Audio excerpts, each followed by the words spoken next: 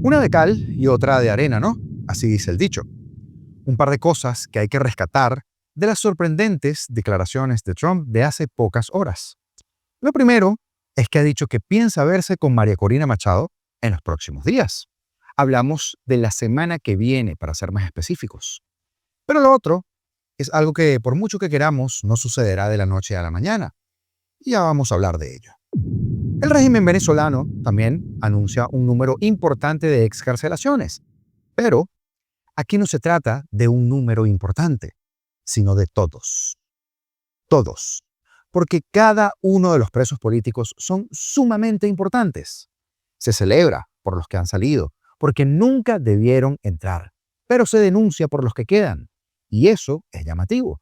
Se están quedando con unas cuantas fichas de cambio, por si acaso. Porque hasta la hora de grabar este video, 5 de la mañana, solo hay confirmados 9 excarcelaciones, mientras que el sinvergüenza de Tarek William Saab califica esto como una muestra de paz, esta liberación de los presos políticos de Venezuela. ¿Qué tiene de paz? Secuestrar gente para usarla como moneda de cambio y en el proceso aprovechar de torturarlos porque simplemente estos tipos son unos sádicos. Supongo que eso lo van a tener que explicar en suelo norteamericano, porque ahora agárrese de la silla o de lo que tenga cerca. Una delegación del régimen interino viajará a Estados Unidos para discutir el acuerdo energético, así como lo escucha. Claro, ni Padrino López ni Diosdado estarán en ese grupo, porque esos, si entran, de verdad no salen. Pero, qué guachafa, ¿no? Solo nos queda observar, analizar y seguir peleando. Y ya que hablamos de peleas, el Pollo Carvajal testificará en contra de Nicolás Maduro. Eso sí que está bueno, ¿eh? El Senado de los Estados Unidos aprueba una resolución sobre poderes de guerra en Venezuela, 52-47, respaldando los límites para impedir que Trump realice más acciones militares en nuestro país sin autorización del Congreso. Así que yo les digo, que nadie olvide los esfuerzos de los demócratas en darle oxígeno a una dictadura. Lo bueno de esto, ya se los voy a contar también, porque hay mucho más de lo que hablaremos hoy, viernes 9 de enero de 2026. Yo soy Augusto Navarro y este espacio, su espacio, se llama Político. Comenzamos. En Caracas, donde el eco de los gritos de dolor se mezcla con ese hedor de injusticia, el otrora régimen de Nicolás Maduro, o lo que queda tras de él, tras su captura, ha decidido soltar a unos cuantos presos políticos, han dicho. 9 hasta el momento en que grabamos el video han sido confirmados. Esta gestión de paz, como la llaman cínicamente, no es más que un trueque desesperado. Vidas humanas intercambiadas por favores internacionales. Un gesto para calmar las aguas revueltas por esa intervención de los Estados Unidos. Y por mucho que algunos lo quieran ignorar convenientemente, solo en las dictaduras totalitarias se encarcelan a las personas por el delito imperdonable, muchas comillas, de pensar distinto, de soñar con la libertad, de alzar la voz contra la opresión o simplemente de estar en contra de algo que no te guste. Venezuela, bajo el yugo chavista, ha sido un laboratorio del terror, donde disidentes son tratados como enemigos de un Estado que ahora se está devorando a sí mismo. Ustedes conocen muy bien el horror. Hombres y mujeres, jóvenes y ancianos, arrancados de sus hogares por el mero hecho de oponerse a un régimen que ha convertido la disidencia en traición. Eso es lo que defienden algunos descarados hoy día, en nombre del derecho internacional. Ese que no hizo nada para evitar el drama de miles de familias en Venezuela. En las últimas semanas, desde finales de diciembre de 2025 hasta este mes de enero 2026, se han reportado liberaciones. Menos de 60 en Navidad y un total de 99 si sumamos las de hoy también. Esto según activistas y familiares que han esperado en vano fuera de prisiones como el helicoide o Tocuyito. Figuras como Enrique Márquez, como Viallo Pilieri han salido a la luz del día, junto a extranjeros como los 5 ciudadanos españoles, incluyendo la activista Rocío San Miguel. Pero, ¿qué hay de los cientos que están quedando atrás? Tendremos que esperar, ¿verdad? No queda de otra. Organizaciones de derechos humanos estiman que al 5 de enero de 2026 aún hay 806 presos políticos languideciendo en celdas, muchos de ellos adolescentes detenidos arbitrariamente tras las elecciones presidenciales robadas de 2024. Esta selectividad no es accidental, es una estrategia calculada. El régimen libera un número significativo, como dicen ellos, como dice el demonio disfrazado de cordero el día de hoy, Jorge Rodríguez, el hermanito de la contrabandista Delcy, pero solo a aquellos que sirven para pulir su imagen ante el mundo, mientras que mantiene cautivos a los que representan quizá una amenaza más real para su supervivencia. Un canje vil, prisioneros por legitimidad, vidas por relajar la presión diplomática, especialmente tras la captura de Maduro por esos cargos de narcotráfico en Estados Unidos. ¿Y cómo puede un acto así, pregunto yo, lavarle la cara a nada, si la condena es de origen? No se rompen las cosas para luego remendarlas. Así no es que funciona la vida en sociedad. ¿Y qué decir de la crueldad que ha marcado estas detenciones? Porque todos hemos sido testigos de ellas. Los informes de Amnistía Internacional, de Human Rights Watch y de la ONU pintan un cuadro dantesco. Torturas sistemáticas en centros como el Helicoide, donde bailaba Michelo, no se me olvida Michelo, descrito por exdetenidos como una cámara de tortura, donde los gritos son el pan de cada día. Golpizas que rompen huesos, descargas eléctricas que queman la piel, asfixias que roban el aliento, abusos sexuales que destrozan el alma, incluso contra niños y mujeres, forzadas a intercambiar su dignidad por un sorbo de agua o por un mendrugo de pan. Y sepan los perpetradores, esos funcionarios, esos soldaditos arrastrados, que son tan culpables como quien los ordena. Porque ya vieron lo que le pasó a Cliver Alcalá con este cuentico de yo solo recibía órdenes. Detenidos, desaparecidos por días, por semanas, obligando a familiares a recorrer incluso las morgues, esperando lo peor en busca de sus seres queridos, mientras que médicos falsean reportes para encubrir las marcas del horror, porque también tienen miedo. Entre 2024 y 2025, tras las elecciones fraudulentas, miles fueron arrestados en una represión masiva muy bestia. Ejecuciones extrajudiciales, detenciones arbitrarias y abusos que la ONU sigue calificando como crímenes contra la humanidad.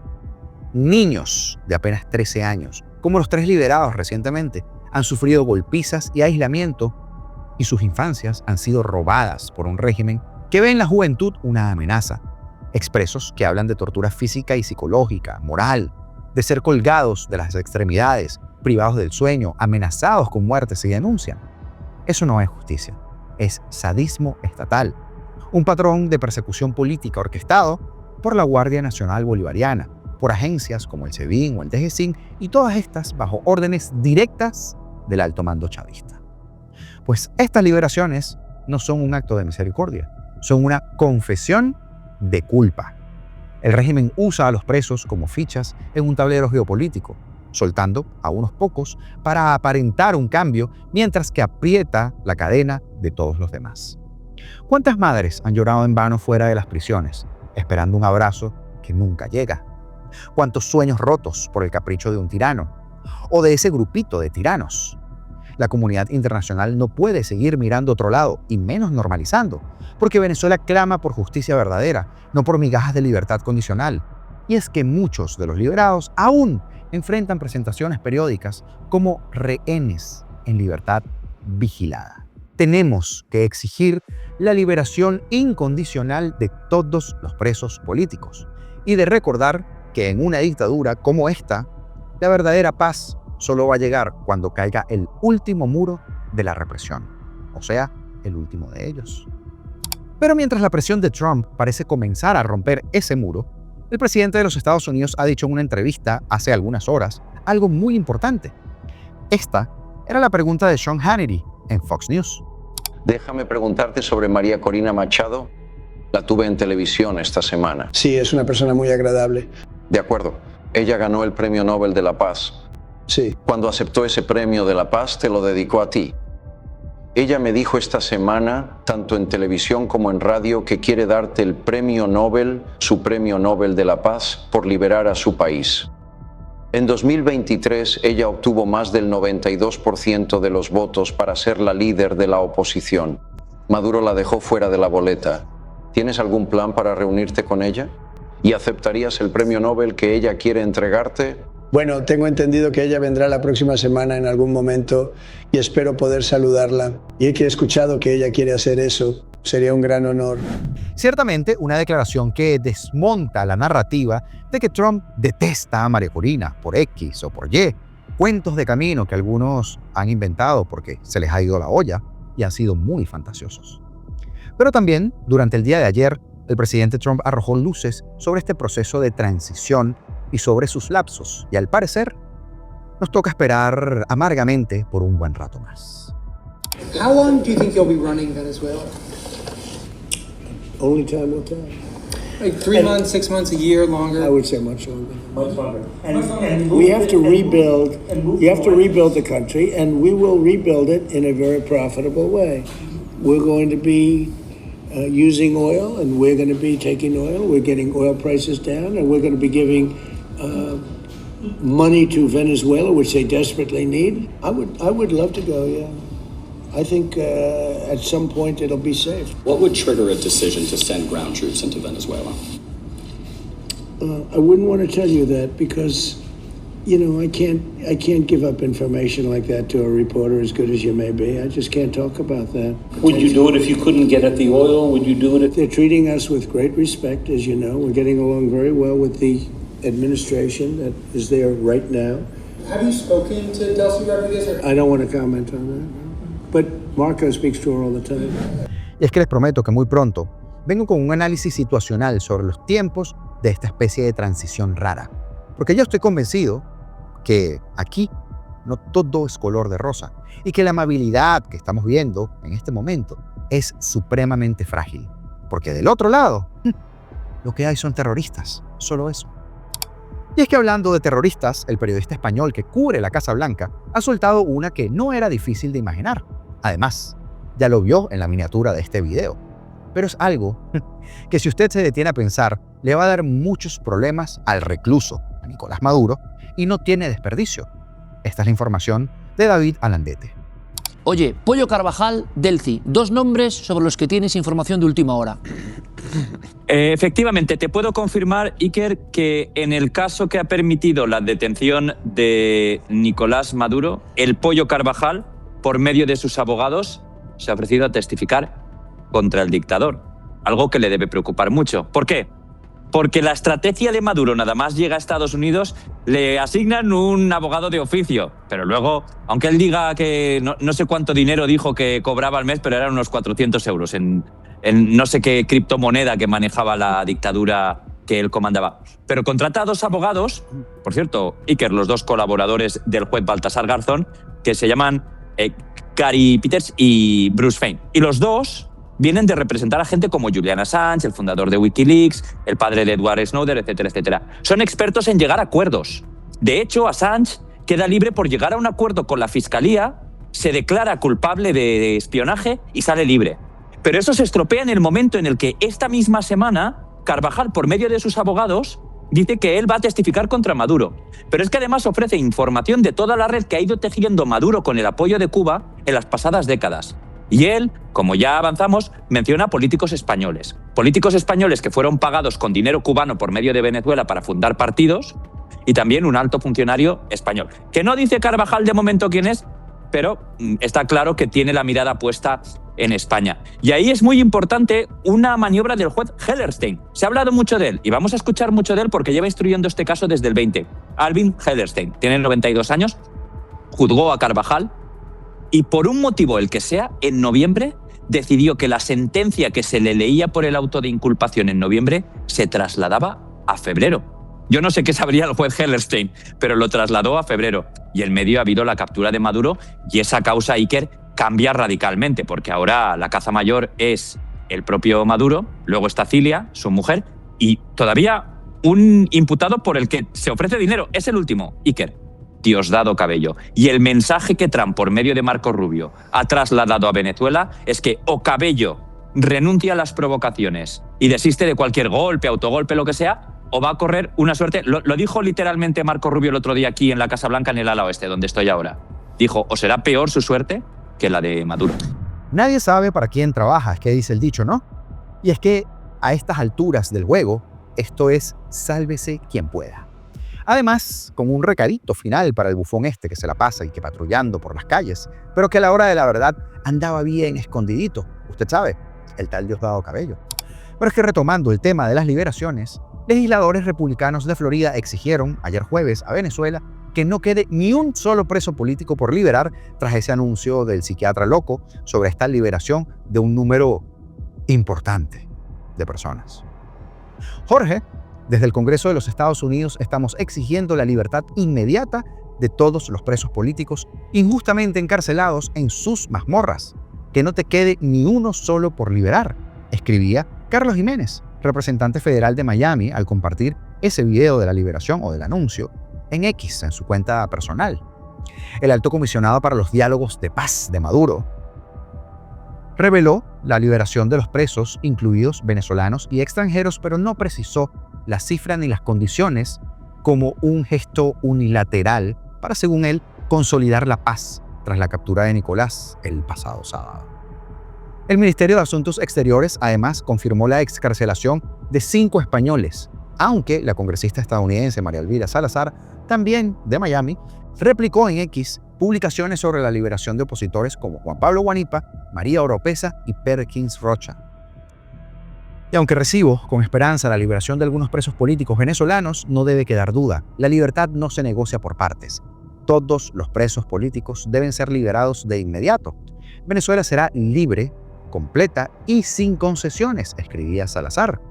Pero también estuvo el senador Rick Scott, también de Florida, quien exigió la libertad de cada prisionero político al destacar los casos de Henry Alviares y de María Oropesa, diciendo en un video que Trump hizo lo correcto, puso a Maduro en prisión en Estados Unidos y hoy los líderes de Venezuela deben liberarla de la prisión.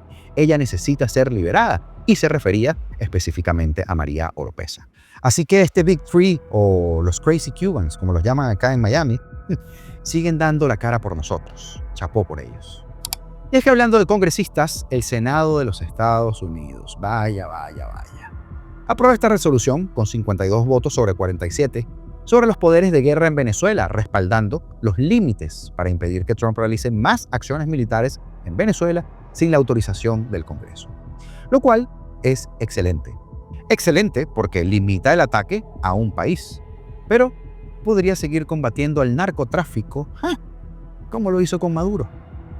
No se preocupen porque los demócratas estén buscando desesperadamente salvar al narcorrégimen de Nicolás, bueno, ahora de Delcy, porque apenas esto se aprobó para ser discutido. Y para que la resolución se haga ley, tiene primero que no ser vetada por Trump.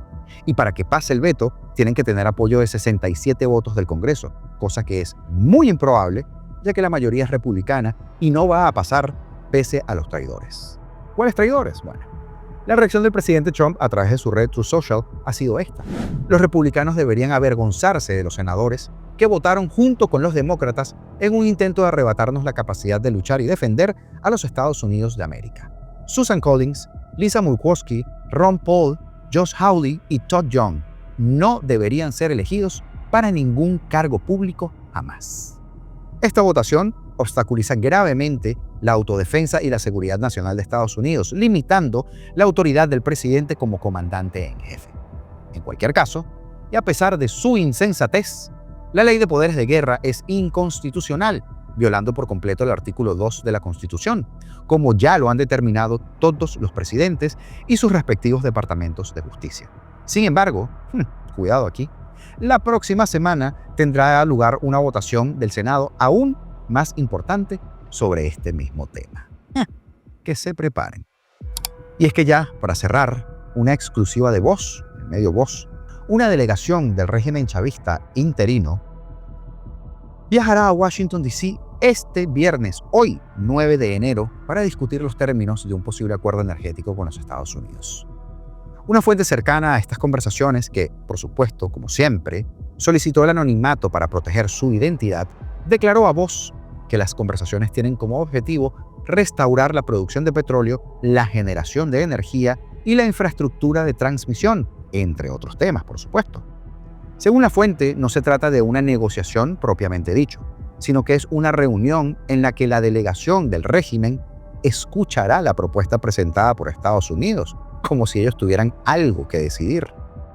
La fuente informó a Voz que la delegación estaría encabezada por Félix Plasencia, actual encargado de negocios en Londres, y lo acompañaría Raúl Licausi, actual viceministro de Relaciones Exteriores para el Caribe. También participarán en esta reunión el embajador del régimen en Alemania, Ramón Maniglia, y Andrea Corao, viceministra para Europa. Según la fuente, parte de las conversaciones también explorará la posibilidad de reabrir las misiones diplomáticas y consulares en ambos países. A principios de esta semana, recordemos, Bloomberg informaba que Estados Unidos planeaba reabrir la embajada en Caracas en un futuro próximo, después de que fuera cerrada en 2019 tras la ruptura de relaciones entre el entonces líder del régimen, Nicolás Maduro, y el presidente Donald Trump. Félix Plasencia, quien encabeza esta delegación, por cierto, se desempeñó anteriormente como ministro de Relaciones Exteriores durante los nefastos años de Maduro y es considerado confidente de confianza de Delcy, su personal ahora, ya que ambos trabajaron juntos en la Embajada de Londres. Y es que, como hemos visto, este es otro paso más de acercamiento al imperio mismo. Pues desde la detención de Maduro, el régimen está comprometido a una estrecha cooperación con Estados Unidos. Tan estrecha que a mí me sigue pareciendo sospechosa.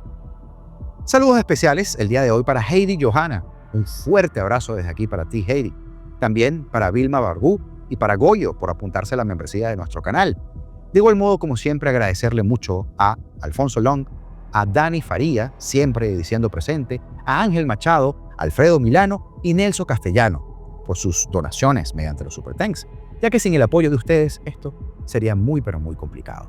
Bendiciones para todos, señores. Marco Rubio ha hablado del triple proceso de la transición en Venezuela. Trump y Petro se reunirán en los Estados Unidos. La incautación final del Vela 1 y el mensaje que envía esto y mucho más en este video que te dejo aquí. No te lo pierdas si no lo has visto, porque como siempre te digo, libertad o nada, porque seremos libres.